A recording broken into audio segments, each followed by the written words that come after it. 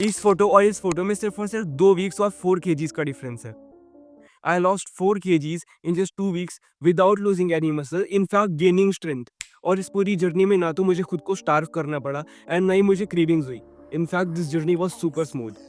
ये वीडियो आपका एंड तक देखना इसलिए इंपॉर्टेंट है क्योंकि इस वीडियो में मैं आपका हाथ पकड़ के फैट लॉस के पीछे की सारी साइंस समझा दूंगा एंड मैं आपको एक ऐसा डाइट का मेथड शेयर करूंगा जो आपको पूरी फिटनेस इंडस्ट्री में कहीं नहीं मिलेगा, बिकॉज ये फैट लॉस का मेथड मैंने खुद डिस्कवर किया है। देखो, आपकी बॉडी आपके ब्रेन का ही मिरर होती है।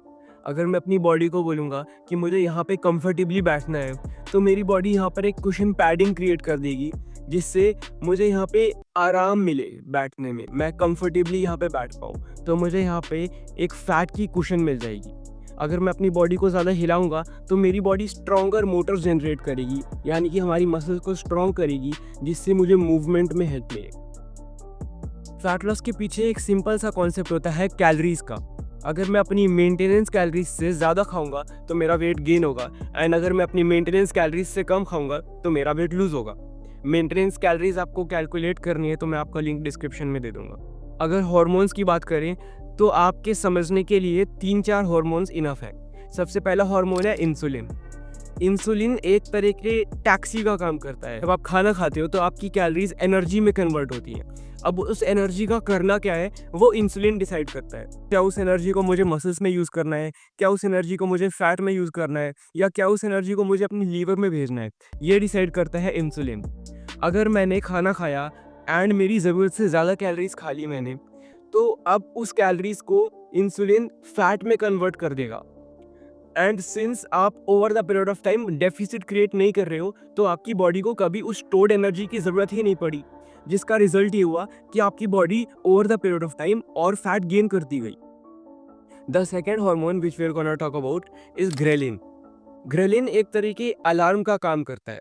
ग्रेलिन हमारी बॉडी को सिग्नल देता है कि हमें भूख कब लगी है, एंड ये हमारे कैलोरिक इनटेक पे कम बट हमारी डेली हैबिट्स, हमारी कंसिस्टेंसी एंड हमारी प्रोटीन इनटेक पे ज़्यादा डिपेंड करता है। तो आइडियली फैट लॉस के लिए हमारी बॉडी में ग्रेलिन का लेवल कम होना चाहिए, जिससे आपको भूख के कम सिग्नल्स रिसीव हो।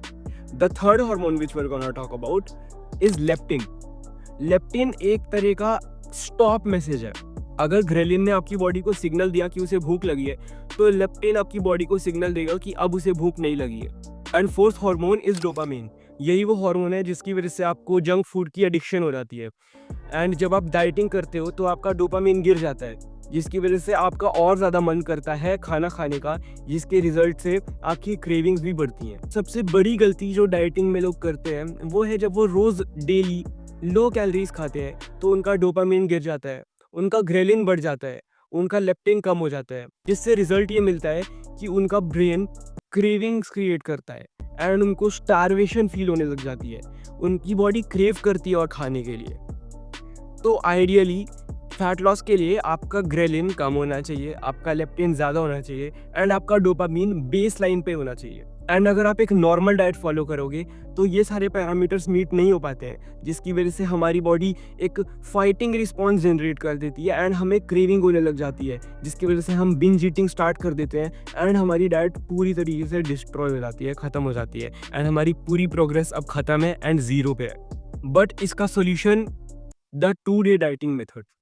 ये मेथड मैंने खुद डिस्कवर किया है। ये बहुत ज़्यादा क्लोज है ऑल्टरनेटिंग साइकिल ऑफ कैलोरीज या फिर जिगजैग मेथड के, बट मैं इसको सेम नहीं बोलूँगा क्योंकि ये वाला मेथड बेटर है, एटलीस्ट मेरी बॉडी के लिए। स्टेप 1 है आपको आपकी मेंटेनेंस कैलोरीज कैलकुलेट करनी है। एग्जाम्पल के तौर पे मेरी मेंटेनेंस कैलोरीज आती हैं 2200 कैलोरीज, एंड सिंस मुझे एक डेफिसिट क्रिएट करना है क्योंकि मुझे फैट लॉस करना है, तो मैं 2000 कैलोरीज खाऊंगा दिन की। बट अगर मैं इस कैलोरीज को 2 दिन का लेके चलूँ तो मुझे 4000 कैलोरीज खानी होंगी 2 दिन में। तो क्यों ना मैं एक दिन में 800 कैलोरीज खाऊं एंड बची हुई 3200 कैलोरीज मैं दूसरे दिन पे खाऊं। आपकी फर्स्ट डे की डाइट में जो 800 कैलोरीज हैं वो मेजरली प्रोटीन से आनी चाहिए। इससे आपकी डोपामिन लेवल फ्लैट रहेंगे, आपका ग्रेलिन बढ़ेगा नहीं एंड आपका लेप्टिन ज़्यादा रहेगा। एंड इन सब चीज़ों की वजह से आपको क्रेविंग नहीं हुई फर्स्ट डे पे, तो आपका फर्स्ट डे सक्सेसफुल गया डाइटिंग का। अब आता है डे 2।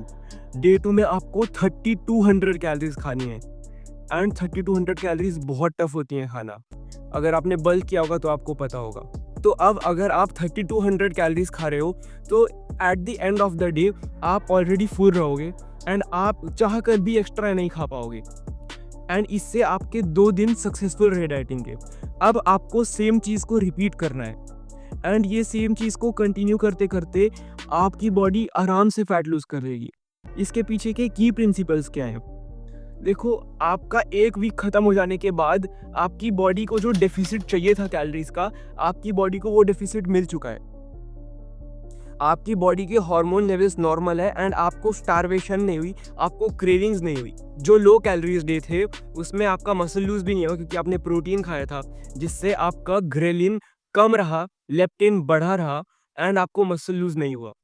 एंड जो हाई कैलोरीज डे थे उसमें आप ऑलरेडी फुल थे, जिसकी वजह से आप चाहकर भी एक्स्ट्रा नहीं खा पाए।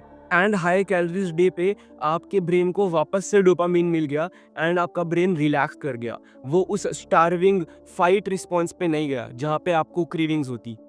अब एक क्लियर वार्निंग, ये डाइट उनके लिए नहीं है जो कि अंडरवेट है, since it is a fat loss diet.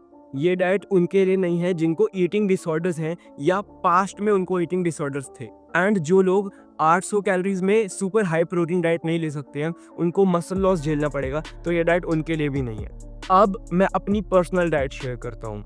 मुझे 800 कैलोरीज चाहिए होती हैं डेली, तो मैं पहले दिन में 800 कैलोरीज के लिए 2 वे प्रोटीन कंज्यूम कर लेता हूँ, जिससे मेरा 50-60 ग्राम प्रोटीन पूरा हो जाता है एंड मेरी 600 कैलोरीज पूरी हो गई एंड बाकी 200 कैलोरीज के लिए मैं 4 अंडे खा लेता हूँ।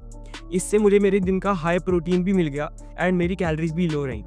एंड नेक्स्ट डे मैं आलू, फ्रूट्स, एग्स, पनीर ये सब कुछ खा सकता हूँ, जिससे मुझे कार्बोहाइड्रेट भी मिल गए, डोपामिन भी मिल गया एंड मेरी कैलोरीज अभी भी डेफिसिट में ही है, जिसका मतलब है कि इन दी एंड मेरा फैट लूज ही होगा। ये मेथड को फॉलो करके मेरे डोपामिन लेवल्स भी क्रैश नहीं हुए, मेरा मेटाबॉलिज्म भी क्रैश नहीं हुआ, मुझे मसल लूज भी नहीं हुई एंड मेरा साथ साथ में फैट लूज हुआ। ये मेथड मैं तब तक फॉलो करूँगा जब तक मैं 10% बॉडी फैट पे नहीं पहुँच जाता, क्योंकि ना ही मुझे क्रेविंग्स हो रही हैं एंड ना ही मुझे खुद को स्टार्व करना पड़ रहा है। ये मेथड बहुत ही ज़्यादा स्मूथ वे है वेट लॉस का। And in the and fat loss का मतलब ये नहीं है कि आप खुद को स्टार्व करो। फैट लॉस का मतलब ये है कि आप अपनी बॉडी का साथ दो अपने आप को हेल्दी बनाने में। Keep thinking.